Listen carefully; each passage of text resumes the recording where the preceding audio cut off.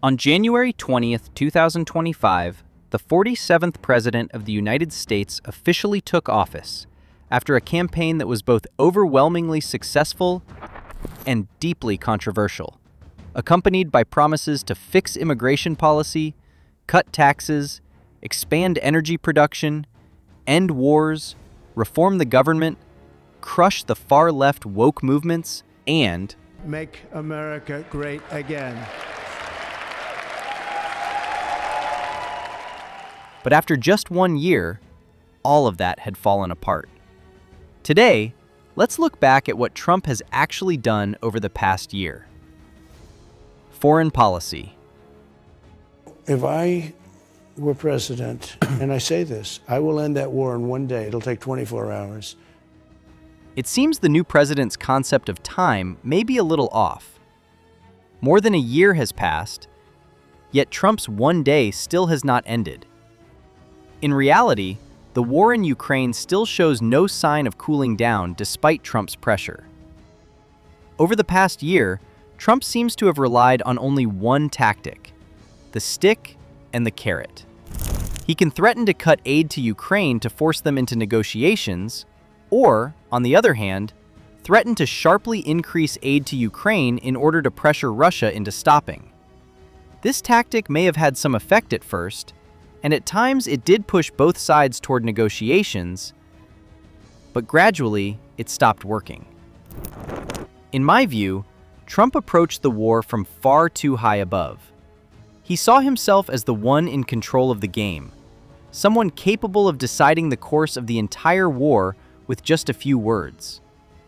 If this process had been handled more skillfully, it could have produced far more positive results. His constant disregard for Ukraine and the EU only made them more furious.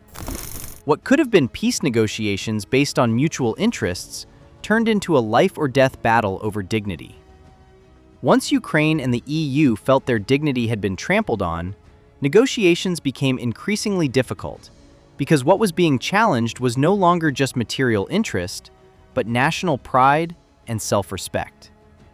As for Russia, although Trump has listened to Putin more, Russia's position remains too rigid. They hold the advantage on the battlefield, and after years of war, they want to come away from the negotiating table with something concrete. And that is exactly what Ukraine and the EU are unwilling to accept. But the key point is that all sides seem to want this war to end. After many years of war and sanctions, Russia's economy and demographics have been heavily affected. Ukraine is in an even worse situation, with its country devastated, its economy at rock bottom, its society unstable, and its demographic outlook extremely grim. The EU is not directly fighting in the war, but it has also taken serious hits. Its economy has weakened because of rising energy prices, and political instability has increased as leaders in Britain and across the EU have been forced out one after another. The fact that the United States has been unable to play the role of an effective mediator is a strategic failure. Trump has not been able to achieve even a fraction of what he once promised. But Trump did not just fail to solve the existing problems, he also created new ones. We all probably still remember that haunting board. According to Trump, he wanted to tear down the free trade order that the United States had maintained for decades and replace it with a system based on absolute fairness, supposedly to bring production back home and create jobs. It sounds good on paper, but just like the way he approached the Russia-Ukraine war, Trump was far too arrogant. No allies, no exceptions. Trump declared war on the whole world. From allies to rivals to potential partners, everyone got hit hard by him. The United States may be the world's biggest superpower, but that does not mean the world revolves only around America. Trump's actions directly angered everyone. He increased tensions with America's rivals and triggered a trade war. He pushed potential partners further away, wiped out many diplomatic efforts built up by previous presidents, and put longtime allies in an impossible position. Thanks to Trump, relations between China and the EU seemed to soften. What Xi Jinping could not achieve, Mr. Trump somehow managed to do truly admirable. His reaction afterward was even more ridiculous. He kept posting unverified information, and the contradictions between his statements and those of America's partners seriously damaged the credibility of official statements coming from the United States. These reciprocal tariffs not only failed to restore fairness for America, they also caused serious damage. Trump's reciprocal tariffs not only failed to restore fairness to the United States, they also sent inflation soaring. Contrary to his promise that foreign countries would pay, it was actually American importers who had to pay those tariffs, and the cost was then passed directly on to consumers. As a result, the prices of everything from electronics to basic consumer goods in the United States rose by an average of 15 to 20% in 2025. At the same time, domestic manufacturing did not recover the way Trump had promised. High tariffs may have kept foreign goods out, but they also drove up the cost of raw materials and industrial inputs such as steel, aluminum, and components. That made it far more difficult for American factories to expand production in any efficient way. The stock market also took repeated blows. Wall Street went through major sell-offs almost every time another country announced retaliatory measures targeting large American corporations such as Apple or Boeing. The EU and China responded immediately, imposing heavy tariffs on agricultural goods from Trump-supporting red states, including soybeans, pork, and corn. That alone caused tens of billions of dollars in losses for American farmers. The damage did not stop there. Longtime allies began to pull away. Countries such as France and Germany felt deeply insulted by being treated like adversaries, and that pushed the EU to pursue more free trade agreements with China and the Mercosur bloc in South America as a way to reduce its dependence on the United States. In the end, even the multilateral trading system itself was badly shaken. The World Trade Organization, where the United States had once played the leading role, was left almost completely paralyzed as Washington ignored the very rules it had helped create in the first place. And in the end, after almost a year, by February 2026, faced with overwhelming pressure from domestic inflation and fierce resistance from multinational corporations, the Trump administration was forced to suspend most of these reciprocal tariffs and enter a new round of negotiations. After all the loud and confident declarations, everything ended up back at square one, as if nothing had happened. The only real difference was that American consumers had paid the price through inflation, while the international credibility of a superpower had been seriously damaged. And it did not stop with economic and political conflicts. Trump's arrogance even reached into the icy Arctic with his ambition to buy Greenland outright. Once again, he used the mindset of a real estate dealer to deal with issues of national sovereignty. He showed contempt for history, contempt for Danish national pride, and contempt for the right of self-determination of the Greenlandic people. We want Greenland. They don't want to give it to us. And I said, bye-bye. It's an integrated part of our country. It is not for sale. Let me put it in words you might understand. Mr. Trump, off. This was no longer a normal business deal. It was a direct insult to Denmark's sovereignty. Worse still, for the United States, the leading power in NATO, to issue military threats against its own ally was a serious violation of the alliance's charter. Just imagine joining an alliance for protection only to be threatened with invasion by the very country that is supposed to lead it. This created the deepest crack in NATO since the alliance was founded. Within just a few months of Trump taking office, Western allies were confronted with a level of coldness and disrespect they had never faced before. They were pushed aside in the Russia-Ukraine war, hit with massive tariffs on their goods, and, at the peak of it all, even threatened over their sovereignty. Just as with the reciprocal tariffs, Trump eventually had to back down in Davos, but by then, trust had clearly been shattered. Faith in America's so-called security umbrella had become little more than a distant luxury. And that was not the end of it. Trump sent another heavy message to Latin America by having Maduro arrested in Caracas itself. For the region, this was not the enforcement of justice. It looked like the return of a threatening new colonialism. The United States had shown that the sovereignty of neighboring countries mattered less than Trump's personal ambitions. Although this move did produce some immediate results, with American energy companies beginning to send workers back to the oil fields, the price was the constant threat of social instability. Armed groups still loyal to Maduro remained a fuse that could ignite at any moment. In reality, this campaign was a double-edged sword. It could serve as a warning that pushed other governments to behave more cautiously, but it could just as easily produce the opposite effect, driving those countries further away from the United States and into the arms of rival powers in search of protection.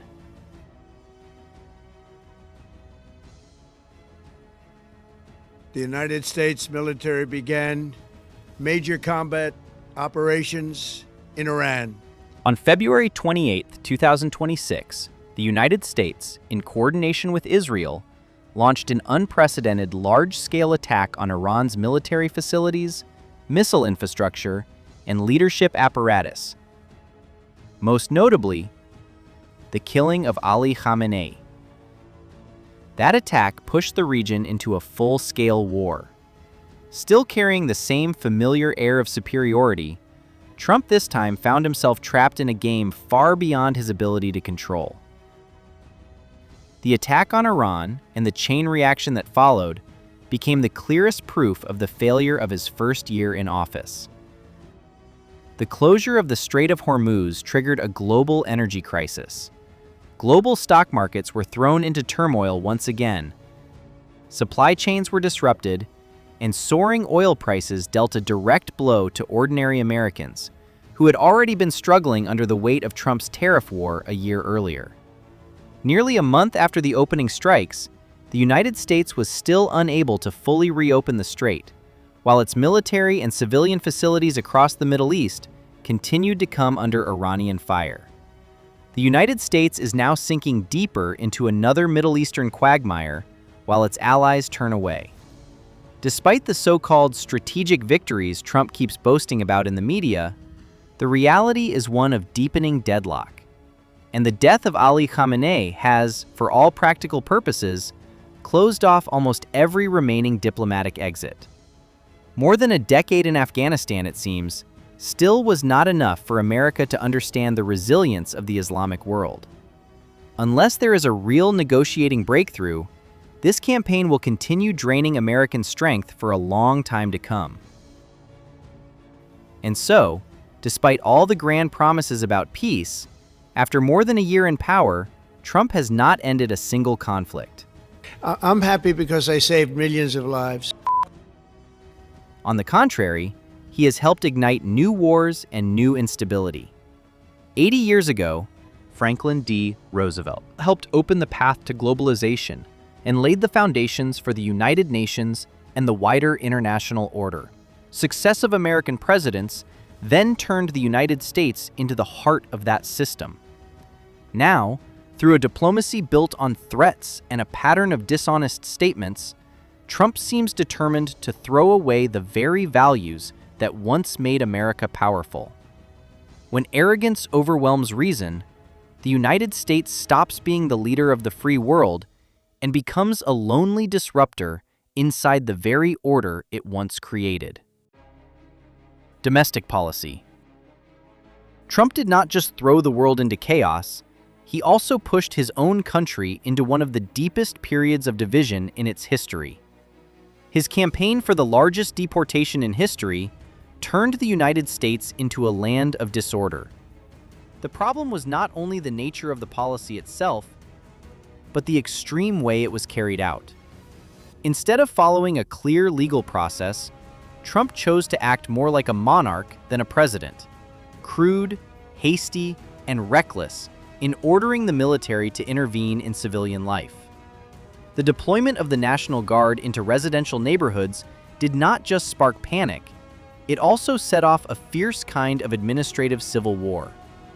As sanctuary cities refused to cooperate, the line between state authority and federal authority was torn apart. That excessive use of force backfired, creating painful humanitarian disasters and driving the divide in society even deeper. But the conflict did not stop at the clash between local and federal government. Hostility was also growing inside the federal government itself.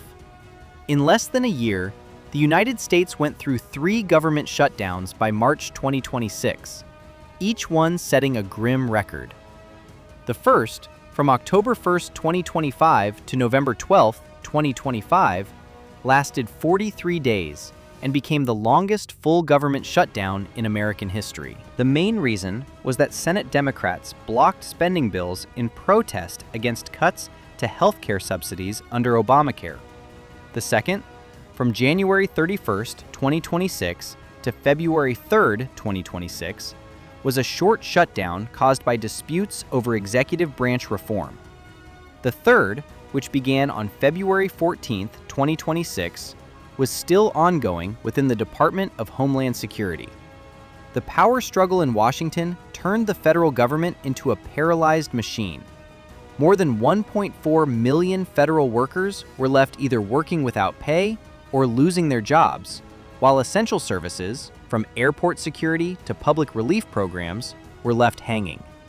Worse still, those conflicts remain unresolved even now, and recent actions by Trump have only made them more intense.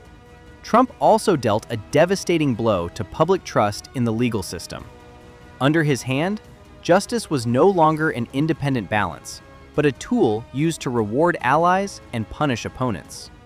By pardoning rioters and turning the Department of Justice into a personal weapon, he blurred the line between the rule of law and absolute power. When a president places himself above the Constitution, he ends up destroying trust in justice, the very thing that once served as the last thread holding a diverse society together. Now, Americans look at the courts not with respect, but with suspicion and fear. A country that once took pride in the rule of law is now struggling through a mess in which right and wrong seem to depend entirely on loyalty to the person in the White House. The clearest sign of this was the rise of the No Kings movement across all 50 states in protest against a president placing himself above the law. In June 2025, around 5 million people took to the streets to protest the growing presence of ICE and the policies of the Department of Government Efficiency. By October 2025, that number had risen to 6 to 7 million, with protests focusing on the deployment of federal forces in major cities. Then, on March 28, 2026, the United States saw the largest single day of protest in its history, with an estimated 8 to 9 million people attending more than 3,300 events across all 50 states. The number of protests in 2025 rose by 133% compared with Trump's first term. The tragedy in which an ICE officer shot and killed an American citizen, Renee Good, turned marches into riots and general strikes. Worse still, instead of opening dialogue, Trump called the protesters enemies of the people and threatened to use the regular military to suppress them.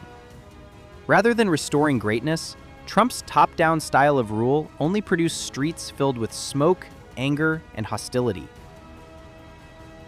Americans were not only worried about Trump's policies and competence, they were also growing deeply suspicious of his character. In 2025, declassified documents showed that Trump had appeared on the Lolita Express far more often than he had ever admitted. New photos and videos from Mar-a-Lago exposed the lie he had maintained for decades that he had only known Epstein casually. By the way, I never went to the island. And instead of facing the truth, Trump used the Department of Justice to delay investigations into himself and redirect public attention toward his political enemies. That arrogance led many people to believe that he was turning the White House into a shield for his own darkest secrets. When a leader who constantly preaches about family values is tied to a notorious pedophile network, public disgust becomes unavoidable, and even the word president itself is stained. After more than a year in power, Trump's policies have left behind a deeply unstable legacy for both the United States and the wider world. Economically, his extreme reciprocal tariff system triggered a trade war that drove prices higher and sent the stock market into turmoil. Instead of ending conflicts as promised, wars not only remained unresolved, but grew worse and became even more entrenched in multiple regions, with the war against Iran dragging the world into a severe energy crisis. The inconsistent and reckless statements coming out of the White House destroyed America's credibility on the international stage. That directly weakened long-standing alliances, pushed the United States into self-isolation from its strategic partners, and opened the door for other powers to fill the gap. At home, political infighting and record government shutdowns paralyzed the federal system and led to a devastating collapse of public trust. And in the end, the unforgivable personal scandals tied to the Epstein files exposed Trump's dishonesty completely, tearing away the mask once and for all. America is not greater now. It is becoming lonelier, more exhausted, and more broken from within because of the disastrous decisions of the man leading it.